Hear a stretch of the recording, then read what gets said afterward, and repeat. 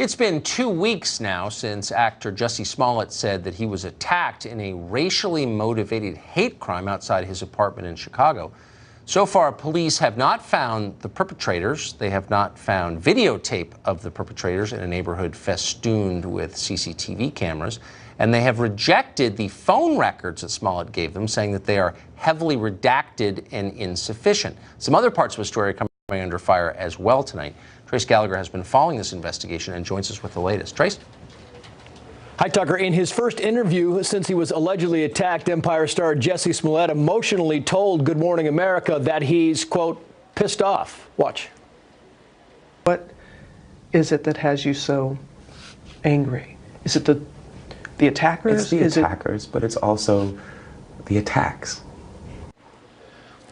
Meaning those who are now skeptical of his story. Smollett claims that 2 weeks ago he went to a 24-hour Subway sandwich shop near downtown Chicago, and on the way home, two men shouting racist and homophobic slurs beat him up, poured bleach on him, tied a string noose around his neck, and yelled, "This is MAGA country." Chicago police have said his story is credible, but so far have been unable to find any supporting evidence. They do have surveillance video showing Smollett before and after the alleged attack, but nothing of the attack itself, and no video of any suspects. Smollett claims during the attack he was on the phone with his manager, but when he finally turned over his phone records, Chicago police rejected them because they were heavily redacted. That's key because the manager says he heard the attackers shouting homophobic and racial epithets. Smollett says the records were blacked out to protect the privacy of his contacts. Initially, Smollett really received outpouring of support, but one of his neighbors now tells our corporate cousin in the New York Post he doesn't believe him because half the neighborhood is gay, the other half is black. Tucker. Thanks a lot, Trace. Yep. Well, it's looking increasingly possible that the attack you just heard about may not have been the attempted lynching it has been hyped as, but it doesn't matter. It's too late now. To those who only casually follow the news, they will hear only the press's initial breathless coverage, which treated the incident as an obvious hate crime. Yet another consequence of Donald Trump's America, another Trump voter bashing someone on the street. Some parts of the media are still treating the story that way, despite what we have learned in the last 2 weeks. A recent piece in the online website, apparently, Daily Beast, argued that we should believe Smollett on the basis of his skin color. Well, that sort of openly racist, politically motivated journalism is increasingly the norm. Covington worked the same way. Supposedly, we could tell that a few high school boys were evil because of the way they looked, and the way they smiled, and the way their parents presumably voted. Or take a look at BuzzFeed's supposed smoking gun of the president ordering his lawyer to lie to Congress. There was no proof it was true. There never was any proof of it.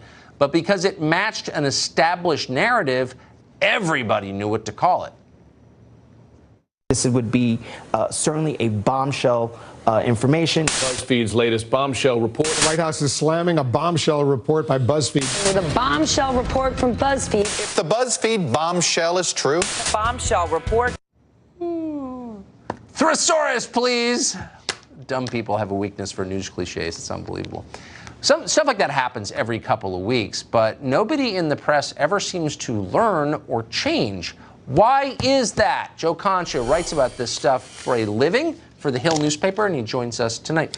So, Joe, I'm recognizing a repetitive pattern of behavior where people who are supposed to soberly digest the facts and bring them to the public are instead jumping to wild conclusions that comport with their political beliefs and then not apologizing or changing. Why is that? Because, Tucker, how do you learn from when you're a little kid all the way through when you're an adult with a career? You learn by being held accountable for things. No, so if you right. make a major mistake, and it's funny because we talked about this, the mistakes are never made.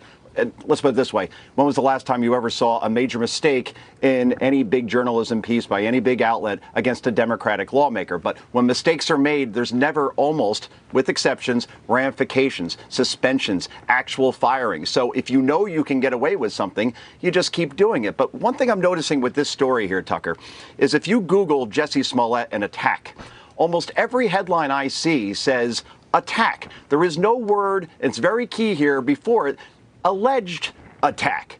When you take alleged out, it becomes fact, like Pearl Harbor was attacked. When you take alleged out, suddenly it becomes absolute truth. So in this case, let's put it this way.